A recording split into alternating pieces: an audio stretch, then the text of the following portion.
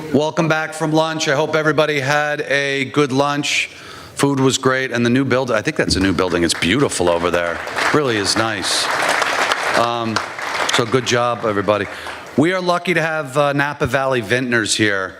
And I see some empty spots on tables, and Steve just came up with a great idea to say, listen, if you've got some empty spots at your table, you have to drink the wine on the empty spots. So this is a precursor for tonight's event, and you can just continue drinking till the event starts tonight. But we are lucky to have Napa Valley Vintners here, and I'm sure they're going to put on a good show today. From Amici Cellars, we've got Robert Shepard, who is the owner. From Anisian, we've got Jimmy Kowalik.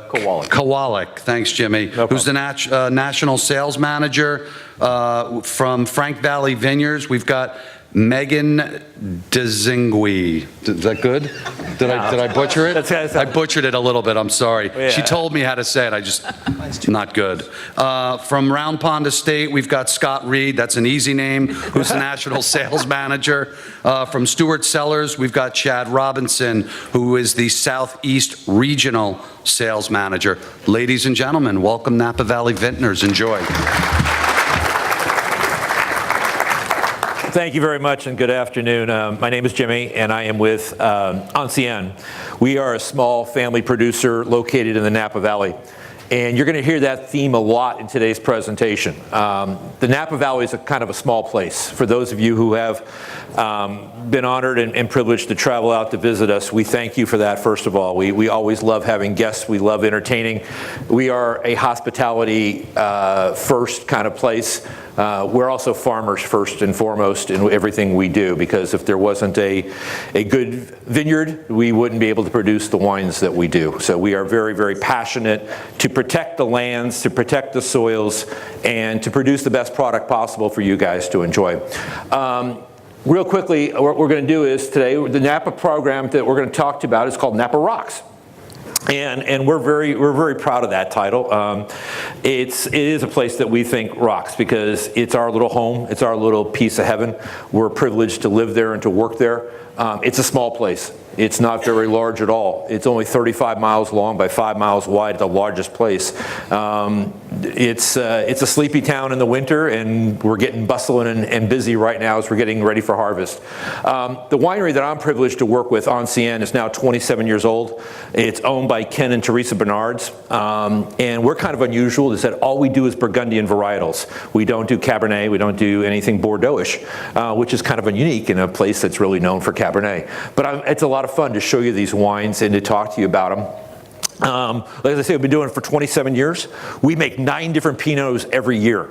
Very small production, very handcrafted, but amazingly, we only make 4,000 cases per year. So very small production in everything we do. I'm going to let each one of my panelists introduce themselves. As we do this, as they give you a little speech about their winery and who they are and what they do for their winery, feel free to start. You're going to go from your left to your right. We've got 4 wines for you to try today. I'm sorry, the 5th wine unfortunately got lost in a freight shipment, but I think you'll enjoy what we've got for you. The first one's going to be a Pinot Noir, then we're going to do 3 Cabernets. Okay, so not a bad way to spend your afternoon. Usually this one like packs out. I did this 2 years ago, and man, you couldn't get a chair because what a horrible way to spend your afternoon after lunch, right? Tasting wine. So we got some good wines to share with you. I'm going to start with Bob, though, from Amici Cellars, and let you tell him about his property. Hi there. Thanks so much for welcoming us from Napa into your meeting today. Hopefully you'll enjoy the wines we're showing. We started in 1991, Amici Cellars did, basically selling, making 100 cases of wine and selling it out of the back of a pickup truck to whoever would give us money. Since then, we currently produce 7 different Cabernets out of Napa Valley. The one you're tasting today is our Napa Valley Cabernet. We also do a Sauvignon Blanc. We do Pinot Noir and Chardonnay from the Sonoma side, Russian River Valley, and Sonoma Coast. Our winemaker is Tony Biaggi. You guys may or may not have heard of Tony before. He started his career at Duckhorn, and then where you know him from is he was the head winemaker at Pomp Jack, Cade, and Odette for from 2003 to 2012 and consulted there for a couple of years after that. The vineyard sites that we pick our Cabernets from, we have several heritage vineyards that we pull from. Missouri Hopper, Spring Mountain. Missouri Hopper's down in Oakville next to Vine Hill Ranch, Dominus. Then we've got Spring Mountain up on Spring Mountain, the original Spring Mountain vineyard. We also pull from the Rutherford Bench on the Gary Morsoli vineyard, and which is right next to Inglenook and Scarecrow and Phelps.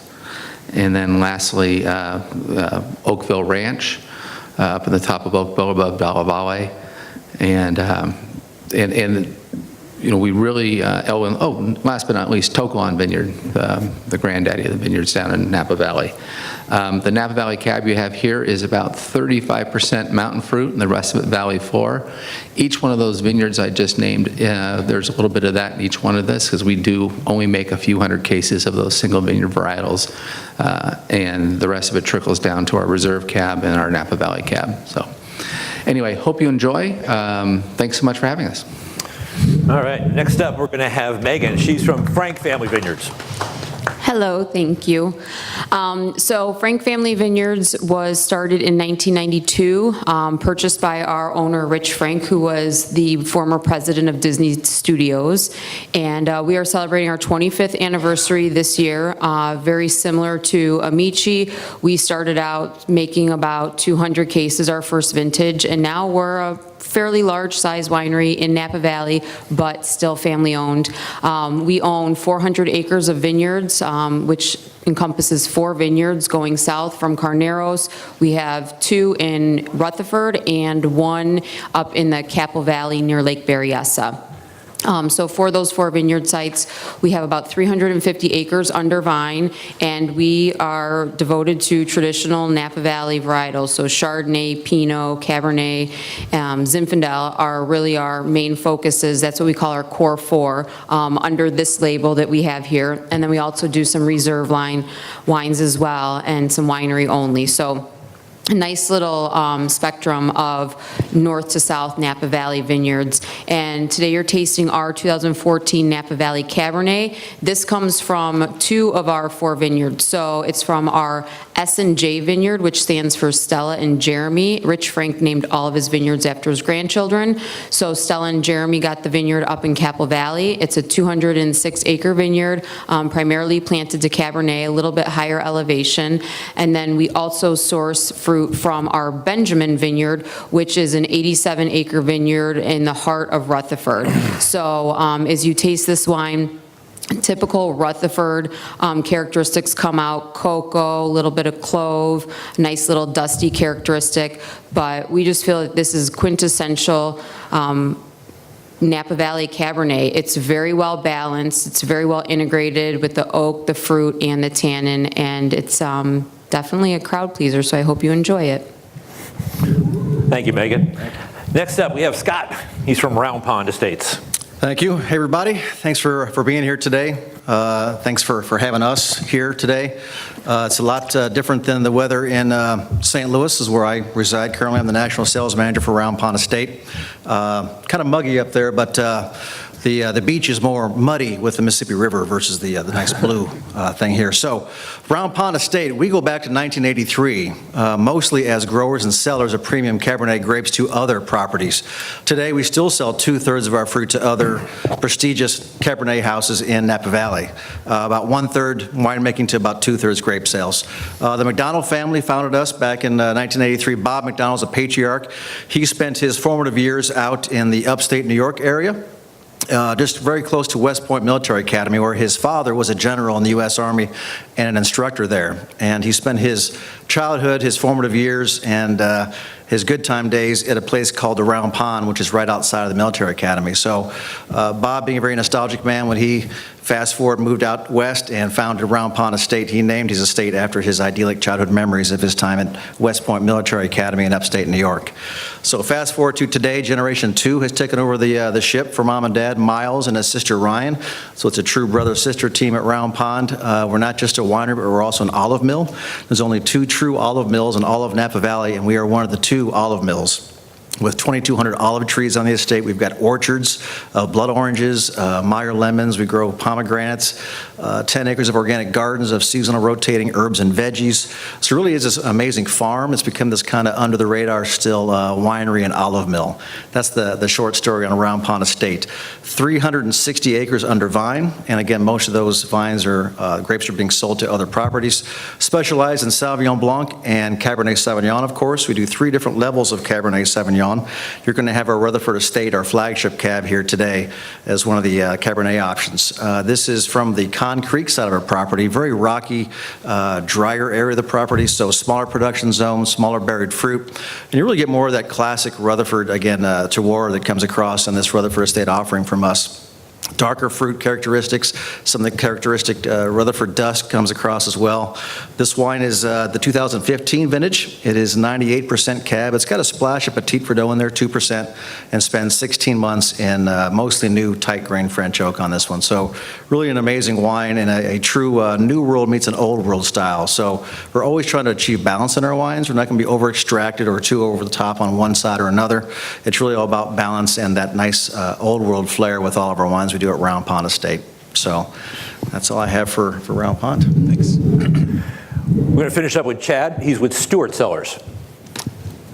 Hello, greetings and salutations, everyone. Stewart Cellars was started in 2000, so we're kind of the new kids on the block with the rest of my illustrious panel here. Started by Michael Stewart, patriarch of the family from Houston, Texas, who had sold his computer company and wanted to follow his true passion. He'd spent time in Tuscany and Napa and said it was time to settle in and build a foundation and something to pass on to his kids.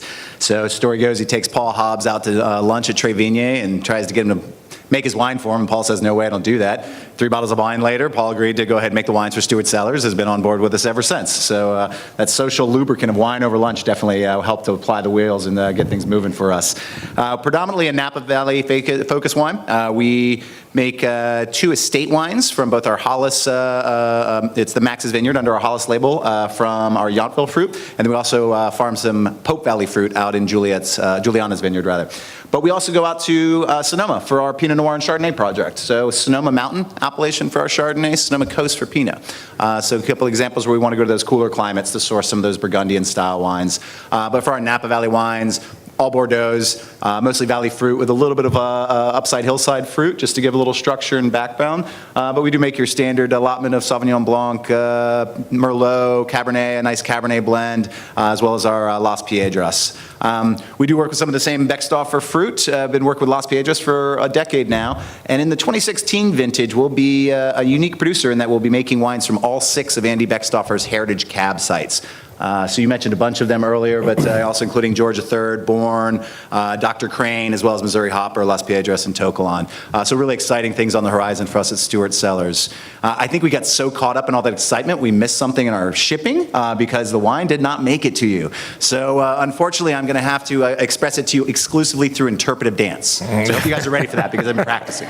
Now, all kidding aside, I love this wine. We actually brought the 15 out for you guys to show. Our 14 is in the market currently, so we are disappointed about that, but we are committing our entire 15 allotment to the on-premise channel, and there's some exciting deals to talk to your distributors out there about, but it's an amazing wine. It's 93% from our estate fruit in Max's Vineyard. Nice a little bit upside slope side, even though it's in the heart of Yountville, so great drainage there. No real soil. It's mostly kind of rocky sand, rocky composition that gives great drainage and creates a nice intensity. One thing that I think you'll find that's unique to Stewart Cellars is we pick a great ripeness, but not high bricks. We generally pick 24 to 26, maybe 27 bricks on a Las Piedras cab.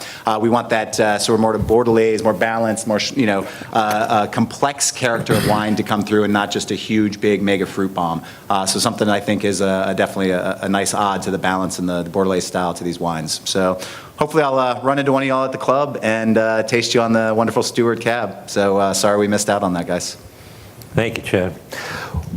So in listening to my fellow speakers here, as they would call out a vineyard, my brain clicks around the map, and I know that for a lot of you, you're like, huh? So hopefully we can explain some of this. The Napa Valley is a very unique little part of the world. If you had the privilege to be there, you'd understand it. The first time you ever step foot in it, you go, this is like nothing else I've ever seen. I had the privilege of living around the United States, and I spent a lot of time in Southern California, but the minute I hit the Napa Valley, I fell in love. And I've been privileged to live there now for about 7-8 years. And we've gone through a lot in a very short period of time. We'll touch on that a little bit. We've had this thing called fire that's been kind of ravaging us for the last couple years, and we're hoping that that's going to come to an end soon. But we want to educate you about why what these guys do and what all of our 600 plus wineries do, why they choose where they grow and what the purposes are. It's all about this. It's about the soil, the topography, and the climate, the terroir. The French coined this term a long time ago, and what it really means is, and I've heard different definitions, but I like the one that one of the French farmers that I work with told me. Basically, it's within 12 meters of a vine, the terroir changes. If you took the exact same rootstock, the exact same clone, which whatever that may be, Cabernet, and there's a plethora of different Cabernets that they could attach to that rootstock, and you planted it here, and then you plant it on the other side over there, it's going to be completely different. And as year and year after year goes by, because this might be a little lower elevation, that might be a little higher elevation, because of the distance, that's closer to the river, this is closer to the mountain, it changes. It continually changes. So that's why when they call out these different vineyards and the pride that they take in finding that vineyard or buying that soil and planting in that land becomes critical in everything we do, because it really makes it distinct to where it comes from. The French knew this a long time ago. That's why you do not grow Pinot Noir in Bordeaux. You only grow it in Burgundy. Robert wanted to emulate the wines of the world, the great wines of the world, France. And he said, we can do this. We can stand toe to toe with them. He was, again, the first one to reach out and throw the olive branch across the road and said, I want everybody to be involved. It wasn't about Mondavi will succeed and then Napa will succeed. His statement was Napa will succeed and Mondavi will be there right with it. He was a big proponent of making it very inclusive for everybody to be part of it, and we are very grateful to what he has done for us. We are stronger together than we are individually. That was his motto, and we still live by that today. Again, I think the Vintners got formed because of that outreach and all the people that were involved. That's how the Napa Valley Vintners all came together and the organization started as a whole. It's the first agricultural preserve in the United States. That's saying a lot. You know, we had a lot of farming going on for a lot of years, and it's the first time it was a protected area. We have what we call the WDO, which we all live by, and that's what protects our land, and we all stay within those. It's hard to see this photo because it is black and white, but this is 1940 on this half, on the left half, in the Napa Valley. And that's the Santa Clara Valley in 1940. And if this works for me, you can see how it's changed just a little bit in Santa Clara Valley. You can't find an orchard, a vineyard, or anything in Santa Clara Valley anymore. I grew up in the South Bay. I grew up in Sunnyvale as a kid, and my first job was working in a pear orchard. That was the first job I had at age 13. I used to work in a pear orchard. That pear orchard now is Intel. It's quite the complex. I drive through there to go see my mom every once in a while and just like shake my head because I know this used to all be just orchards for days, and they're just Silicon Valley for days now, so it's a little bit different. But that's still what the Napa Valley looks like. And if we didn't have the preserve and if we didn't have our regulations, it wouldn't look like that today. You still drive through there, and the first thing you see, and the first thing we all see every morning is the beautiful vineyards and vines, and it's wonderful to be there. Paris tasting in 1976 really put us on the map, known as the shot heard around the world. It was the first time that we were reviewed toe-to-toe with the French and beat them at their own game, if you will. It really set us on a different course because the U.S. media covered it for the first time. Wine became an interesting scenario in the United States. It was George Tabor. If you haven't read it, if you want to read some great books, George Tabor's books are really, really fun to read. And George was there at the tasting. He was a friend of Stephen Spurrier's and wrote the article that threw the shot around the world. So if you ever want to do some great it's fun reading, and especially with books on Mondavi and the family and all the dirt and the history. It's a lot of fun. They're really good. Did he? Yeah, George is great. They're really wonderful writer, and really gives you a lot of the great history of the Napa Valley. In 1981, we were the first AVA, American Viticultural Area. Again, that's a pretty big stance, because there have been a lot of areas that have grown grapes for a very long time. To be able to establish that and become the first of California's AVAs, we're pretty happy about that. And now we have all the secondary individual areas all the way around the valley that are listed as AVAs. 1981 was the first year also for Auction Napa Valley. I talked about Premier a little bit. Auction is for the consumers. So you're more than welcome to come out for auction. You just don't get treated the same, because we take care of the pros during Premier a little bit more. But the tourists come in. It's turned into just one incredible party. It's 3 days that'll rock your world. It's some of the most lavish, over-the-top, amazing tasting events, food events, and of course the auction at the end of it, which supports our valley very greatly. Conjunctive labeling and quality revolution. Conjunctive labeling, I never really explained this well, but what it really means is that we make sure that what's on the label is what you're getting. So if it says Napa Valley, it has to literally come from the Napa Valley. It can't be from any place else. And so we make sure of it. But we also are calling out the secondary or the local AVA. So we want to say Napa Valley on there, but we also want to say Yountville or Stag's Leap or Mount Veeder or Coombsville or Calistoga or whatever. We want you to know exactly where that vineyard was located, and that's what's in that bottle. So we're very, very conscious to put those words on there so you know exactly where those wines are coming from. Premier Napa Valley, I've touched on that for you, from 1997. And in the 2000s, we have the most rigorous programs was started, and we're still charging ahead on this, or Napa Green.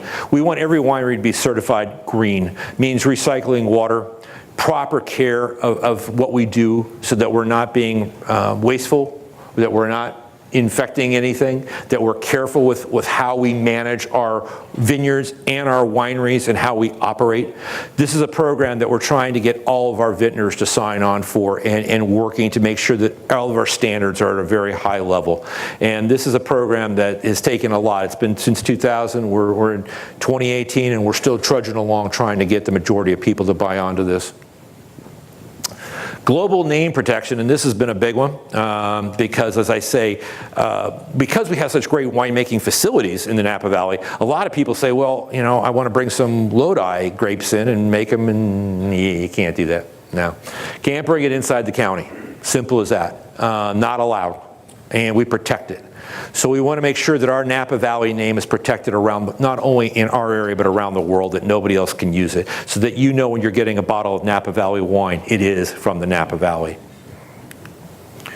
Vintners continue to strive for higher quality wines. That kind of goes without saying. Like I say, each year we're presented with a new vintage, we're presented with new technology, we're presented with new information. It's an ongoing process. And again, like I say, it's a shared information process. It's just really, really fun and encouraging to be around.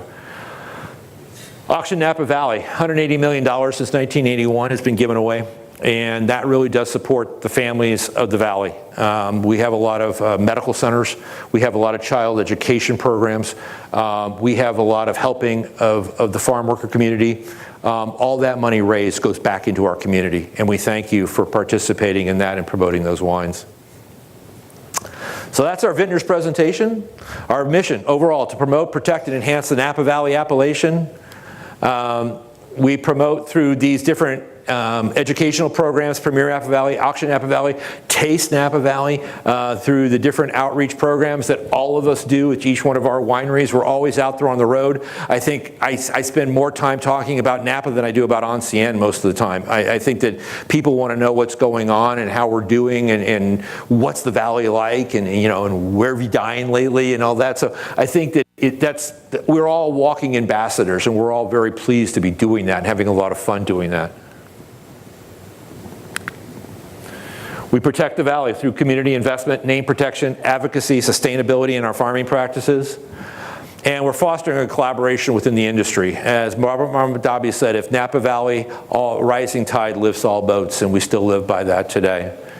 So, extraordinary place, quality of wines, culture of collaboration, a thriving industry, and a long history of cultivating excellence. And I hope that you're able to taste that in your glass today. I want to thank you so much. If you have any questions of my fellow panelists or myself, we're here. We've got a microphone that can be coming out to you. She's got it right now. We do. Is it on? It's on. Okay. I had a question. Sure. Of the grapes that are on the vines, how much of that is actually used? All of it? If you pick it, you use it? Pretty much? How much is left on the vine? Is there anything ever left on the vines? Nothing left on it. Nothing left on the vines. Okay. Second crop, Sure. Second a crop. little bit Okay. of second crop is, it's a, you've got your primary grape clusters, but there'll be a little bit of second crop on there that's not ripe, and they'll leave that on. But everything that's ripe comes off. What we do is what we call green harvesting, though, and that's been going on. It's starting right now. I don't know how. I haven't been up Valley lately, but verasion's been kind of slow this year. It's been a slow, cool summer. It's nice. That's a cool thing for us. Cool thing. Never mind. But the longer hang time, the less we could hold off heat spikes, things are good. That means you get this natural ripening on the vine. And that's a wonderful thing that happens. What happens with heat is that it doesn't necessarily bring on ripening of the fruit, but it'll bring on sugar. Sugar and ripening are not the same thing. They're two different levels. So you mentioned earlier picking at lower bricks. Sure. We'd all like to pick at lower bricks because the higher the sugar, bricks, sugar, same term interchangeably, the problem is the higher your bricks level goes up, unfortunately means your alcohol probably goes up. Now you can water back from that, but do you really want to dilute that beautiful fruit? No. But you want to be able to have ripeness in the fruit. Looking at the grape, you can look at that grape and say, man, that's ready to go. And then you bite into it and go, nope, still green. There's a little pip inside there. In each individual grape, there's a little stone, a little pip. And as you go through the vineyard throughout the season and you bite into it, you do little samples like we do, and you walk down the row and you taste them, that pip will be rock hard. Come back in 2 weeks, it'll start to have a little bit less hardness to it. Come back in another 3 weeks, and all of a sudden you can tooth it, as we say. It's almost like al dente pasta. You can start to bite through it just a little bit.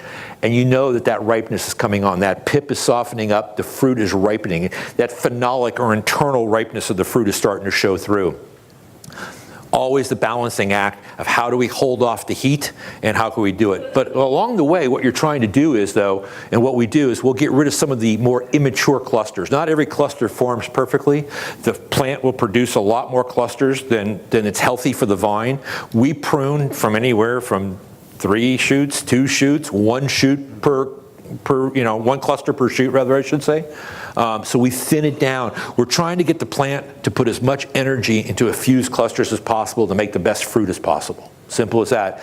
The plant doesn't know we're taking away those other ones. It just knows it needs to focus on it. Vines are kind of really simple plants. They're just trying to reproduce themselves. They're just growing fruit so they can drop seeds to reproduce itself. That's all it's doing. It doesn't know that we come along in the middle of the night and take it away and do something else with it. And Jimmy, sometimes we can actually do that even before that fruit sets. So Right. early in January, we do the double knuckle pruning, taking the canes down to kind of limit the amount of buds that are going to actually come out from that in the next year. Doesn't make sense for that vascular strain of the vine to really go through that vigor Absolutely. and then end up wasting it all. So, I mean, we've got to the level of viticulture now where we're manicuring that vine in January to be able to fruit set for April, March, so that we're producing the very best and then clearing out these late fruit sets, the little chicks that kind of develop on there and the like chicken hen theory, but incredibly important. And another thing we talk about, because ripening without alcohol is a really important thing at Stewart Cellars. So, I mean, as you increase those bricks, you're dropping acid. Yep. And when you're not, and not like the way they did at Woodstock, that's a totally different type of dropping acid. So as those sugar levels increase, your acidity in the grape decreases, and as you that's where you can get some of these flabby, overdone styles that have a lot of alcohol and a lot of unctuousness, but then a year in the bottle, 2 years in the bottle, they're like brandy. Whereas if you're picking at nice ripening, but not over alcoholic, overly bricks, and that's where we kind of gravitate 26 on our Bordeaux's, what what we find is vibrant acidity down to 3.3 pH, really bracing. If you taste it right out of the gates, but when it's then fermented over and we get some of that malolactic on it, you're getting more floral components and not just this huge whack of fruit, and that's what, again, these Bordelais styles really gravitate to. And the lack of acid also will not allow your wines to age in the bottle. They'll just go flabby over time. They'll have a really nice upfront, but they won't last over time. So actually, it's the inverse of what Bordeaux does. Bordeaux doesn't really, because of their influence of the Pacific Ocean and hail and rain and storms that comes in later in the harvest, they'd rather bring it in and let the time do its thing in the bottle. That means high acids and some of those green vegetative edges will take time to knock off. The acid will actually knock those vegetative edges off over time. We're blessed that we can get fruit ripe pretty much every year. But again, it's that balancing act, and we have to manage the vineyard properly to be able to say, yes, we're going to get ripening without getting overblown and heavy on the brick side and lose our acidity. What a wonderful presentation. Thank you so much. No problem. My question is about soil integrity. Do you have to do crop rotation? Not with vines. I mean, it's cover crops. Yeah, we supplement. We do have everything from fava beans to different fescue grasses that add nitrogen and other nutrients back into the soil, and you'll see those growing in between the rows. We try to keep them away from the vines because we don't want to choke out the root source of the vine itself. But that's really about it. We do supplement in the off season too with supplements. What do you call it? Not mulch, but Compost? Compost, thank you. We do composting back into the soils, which just adds natural nutrients into it. But no, vines can literally go 50 years in a spot. You can remove them. Most people will let that vineyard sit for a year or so. If you can afford it, it's better for the soil to take a year off. We till it up, we neutralize it, and then we replant and go again. But no, you can replant in the exact same spot. You don't have to tear them out and give it time. You mentioned your efforts towards going green. What percentage of vintners have kind of gone on board with that? What was the last, 60%, I think? Yeah. I think it's 60% of 68, I thought. 68 or something like that, I think is the number now that we have been able to certify, because it is a certification process that we are doing. But yeah, it was not a fast takeover. Again, because of being agriculture first, we have to be very careful in how we proceed. It would be great to say, oh, I'm just going to rip out these 30 trees and put in a solar farm. But no, those trees aren't going anywhere. Those trees are there and they're staying there, and we're protecting those trees as well as we're protecting everything else. So adding solar, adding osmosis for your water, adding things on, it's a process, and it's obviously a financial investment to do it too. Some of it's simple, some of it's a little more complicated. And I mentioned water, and water's always an issue. And how we use water in the vineyard, in the winery, how we recycle those waters, how we take care of all that. So we're getting there, but it's not always just, oh, I can do this tomorrow. There's a cost to it, but everybody understands the long term that it is the right thing to do. The other thing is that Over the last 18 years, the technology's gotten a lot better. Absolutely. And I'll tell you something from the fires last year that we had ran into. The fire stopped about a half mile from our winery, but the fire department cut off the power. They were going to go, they wanted everybody out. They want power out. And thankfully it wasn't warm days, and so inside the cellar we're fine. But it begs the question is, what do you do about electricity and stuff? And so when you're looking at now solar going on, we're putting solar in, it does a couple of things. First of all, it keeps the winery cooler if we put it on the roof. Second of all, those solar panels are a lot more efficient than they were 5 years ago or 10 years ago, so the conversion is a lot better. But the third thing is that we're also putting in battery packs on the side of the building, so we can operate for 3 or 4 days plus with power being out. It's one of the side effects of the fire that not a lot of people talk about. There was a lot of the valley that was out of power for a while. Yeah, exactly. And so it's something that through something as tragic as that, you kind of always look at what there is to do. We had our insurance company out last 2 weeks ago. And, they say, we want a perimeter. So they went around and they marked all the trees that we had to take out. And we wanted to. I mean, we're in a fire area, and we have fires every year up in Northern California. And last year thankfully the wine business survived, but a lot of the people that work in the wine business didn't. They were significantly impacted. One of our assistant winemakers is still out of his house. But things can't get repaired as fast because all of the subcontractors are taken up. You can't get things done up there right now. So it's pretty devastating. We were very fortunate. I'll speak to the fires real quick. We were very fortunate the time of the fires hit was at the very, very, very end of harvest. So there was, I don't know how much fruit you guys had hanging, but we had one vineyard left hanging, about 40 tons that we just left out there. But everything else was in. That's not the case right now up in Mendocino. No. Mendocino, all the fruit's out there hanging, and it's going to be impacted. I don't know to what extent. It's too early to tell. But we were fortunate that since it was at the end of harvest, a lot of the fruit was already in.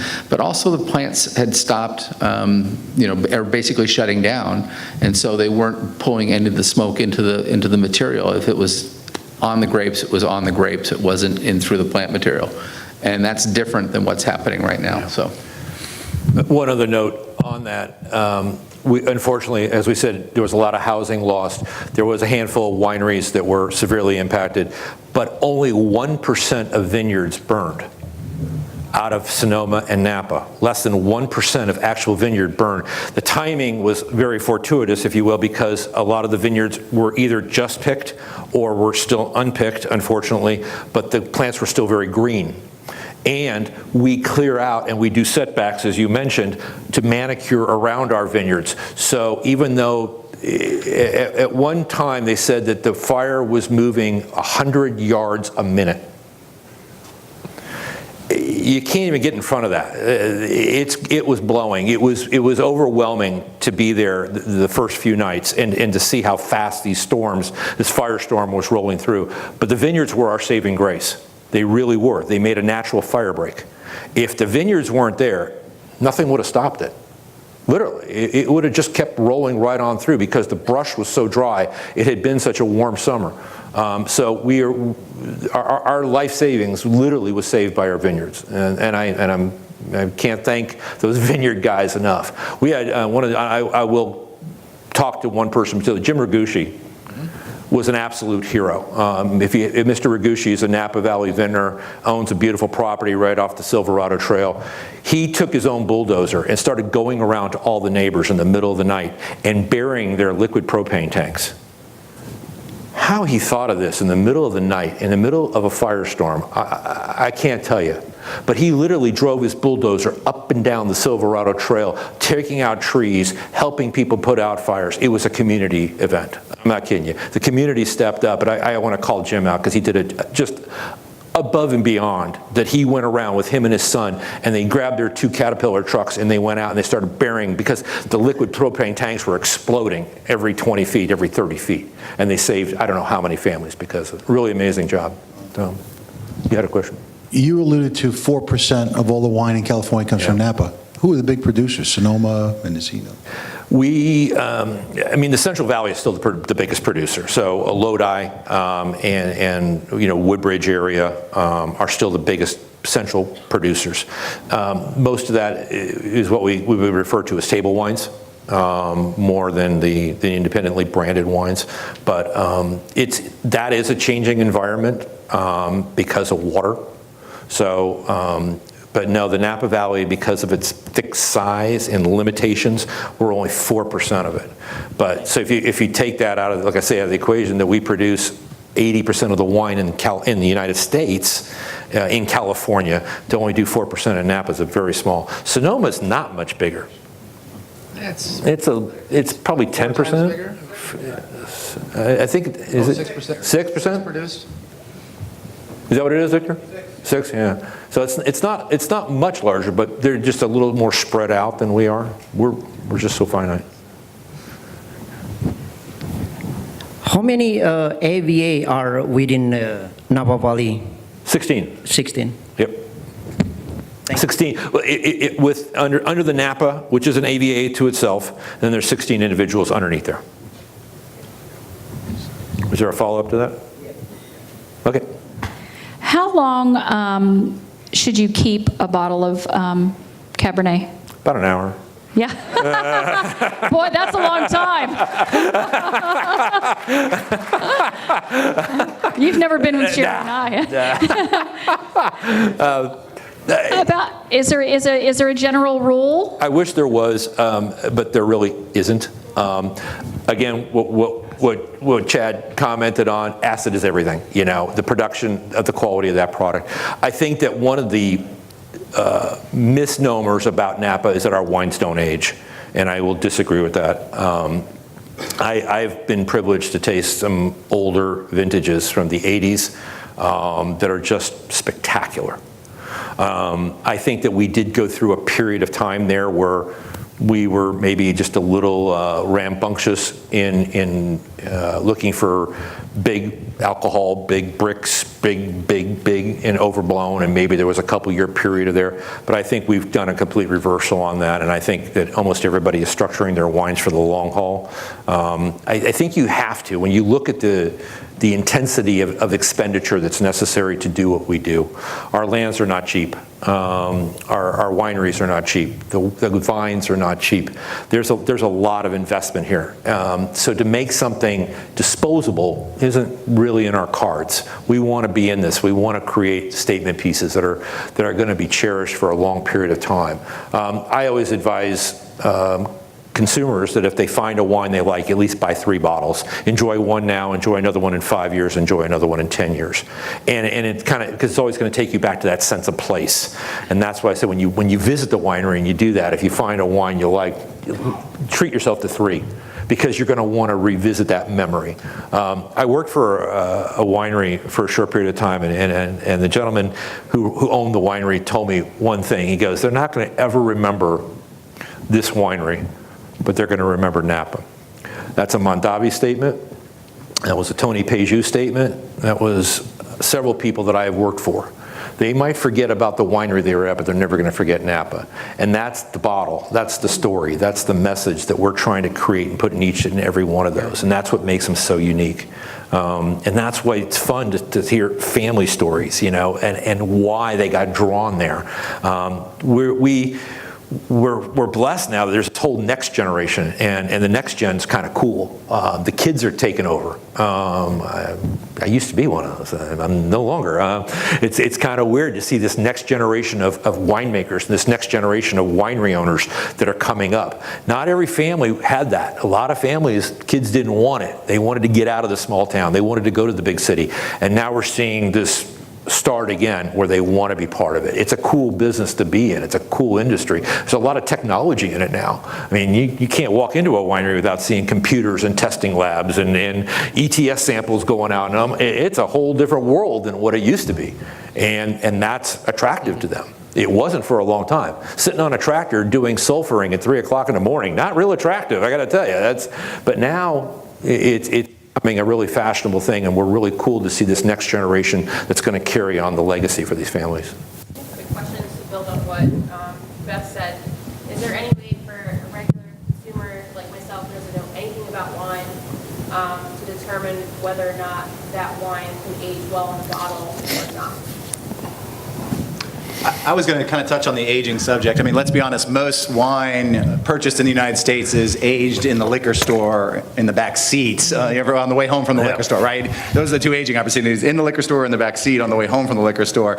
I think the current audience, you guys have a different demographic, and the folks that you deal with and interface on a regular basis are building collections. They are building cellars. I would say the first thing, just to answer your question briefly, and I'll circle back, is does it have a pedigree AVA on it? Is it Napa Valley? Is it Sonoma Coast? Is it Rutherford? Is it Oakville? Usually when you've got that sort of indicator of quality and a very site-specific location, that's got ageability. Obviously your white wine's way less, your red wine's way greater. But I think probably with a few exceptions of the parkerization of wine these days. I think what I see is a trend where we are making wines that are incredibly approachable in their youth. There's a lot of fruit there, and that comes from ripening, as Jimmy mentioned, that we get unique to the Napa Valley that they don't see over in Bordeaux. But we are making wines with great acid and tannic structure. They can age, and they improve. Ed Sabraji used to say, what does old wine taste like? It just tastes older, right? I can't tell you it's better, it's different. And the way I sell these wines is, these wines across the board, they drink great right now. They'll be incredibly pleasing tableside for that consumer. If you want to be rewarded with that ageability, and you will see those great returns, buy a case for the house, put it in the wine cellar, and then see how that does, but crack a bottle once a year. I'd say without a doubt, these wines are going to go 10 years, easy. On average, 10, 12, 15 maybe in Napa Valley. If those guys are pushing 15, 16% alcohols, maybe it's 8, because those wines, that high alcohol, low acid, they will fall apart. You get brandy on the nose. But I would say 10 years on par on average. Check your tasting notes. But also rest assured, if someone's ordering it in the restaurant and they want to drink it tableside tonight, a vigorous decanting for a youthful bottle, it's going to be really expressive. And it doesn't need the time like Bordeaux does to actually come around. It's ready to go out when we release it from the winery. Yeah. But if you have the patience, you'll see rewards from that patience. And that's the kind of story we like to tell. Yeah, just to follow up on the Napa Green program, does that mean that it's organic? Are you looking at, I didn't hear anything about pesticides, the use of chemicals. Is that all part of the Napa Green, or? The organic labeling is a completely different subject. When we're talking about green, it's more in the production side of wine, the actual manufacturing or creation of the wines in the winery, and the functionality of the winery. If the vineyard decides to go organic, that's a different subject. And there are positives and there are negatives. The hardest differentiator is that if you look at our maps and you look at the way the vineyards are laid out, if I'm going to go organic, that means the guy downwind from me or upwind from me also has to go organic, because if he's spraying, guess what? My vines are going to get sprayed. So you have to kind of do it in a global sphere, depending on that vineyard of where it's going to be. I'll go off record here and just say personally, I've tasted organic wines. Can I tell the difference between an organic made wine and a regular wine? No, I can't really say that I can see a distinguishing factor. Is there benefits to the vine itself long term? I'm sure there is. I'm sure that there is. I don't know that you're looking at any kind of pesticide level that's going to ever make it into the bottle that's going to affect you. Something else? Okay, well that's, we have those AA cards. No, anyway, one of the things that I will tell you is that, again, I mentioned ETS and I threw that out real quickly. That's a testing laboratory that we have. We test rigorously. I mean, many wineries have labs right there in the winery. What they can't test for, we send out for. We know exactly what is in that bottle. There's no two ways about it. They're clean. You're not getting affected. If there was something out of whack, it ain't going into the bottle.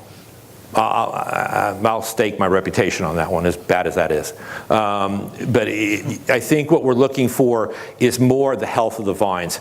And you can do vineyard practices that include pesticides, okay, to a small degree, not Roundup. I'm not talking about shooting Roundup at the edge of the vine, no, but I'm just talking about overall, you have to protect the health of the vine, you have to keep your crop alive. Sulfuring is a natural compound, and we do all sulfur. Even organic vineyards are going to use sulfur because it's a natural compound.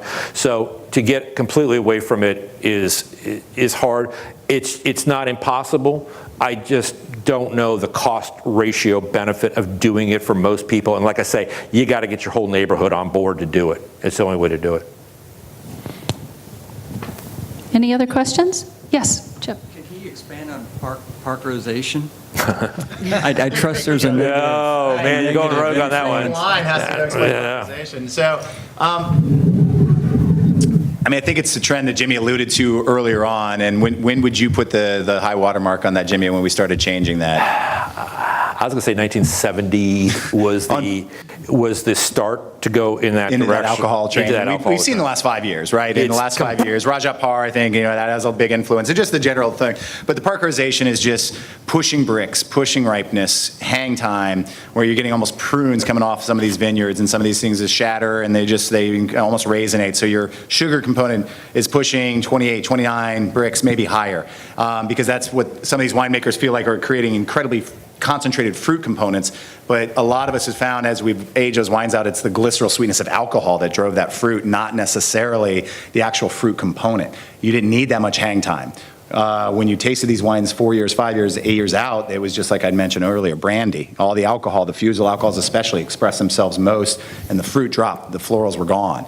So I think this Parkerization, when you drink young, youthful barrel samples, yeah, they're bombastic, they're incredibly effusive, but as you put that in bottle and the bottle bouquet comes through and you put the refinement on the wine, it becomes, I don't know, a little fractured and just less to me. So that drive for scores, that drive for alcohol. They're very sexy wines out. They're very, very sexy wines out of the bottle. Yes, 100%. And I think what's interesting is, we buy from Andy, Andy Beckstoffer's the top grower in Napa and Sonoma and California. But the one thing that's interesting about Andy is in every vineyard contract that we contract with, we have a target bricks between 24.5 and 26.5 bricks. Mother Nature's going to tell you what you get. Yeah. We've sat there at 27 bricks and gone, it's not right. I mean, so we can give you, 14% alcohol wine, 14.5% alcohol wine with no flavor. So Mother Nature has a lot to say in this whole process on where it is. What's interesting is in Andy's contracts, once you get over a certain bricks amount, I think it's 27.2 bricks, he starts charging you more because he's getting less weight coming in. So through that, I first looked at that clause and I went, that's interesting. And then actually it puts us all on the same side of the table. Yeah. It's trying to make great wines, long-lived wines, and through the technology that we have today and getting, understanding phenolic ripeness and working with in the vineyards, we can get wines that show very nicely at a young age on release and then do have the ability to mature out over several years, 10, 12, 15 years. I think the other side of your question that I'll address is people follow these reviewers. Over the last couple years, there has been a pushback by us in the industry and by the consumers. You saw certain brands, certain labels, certain producers whose scores were always very good and very high. Nothing wrong with that. That's great to get a good score. But I think what happened is that the next generation's coming along now, and they're more cohort effect than they are Parker effect. They don't really care what Robert thinks.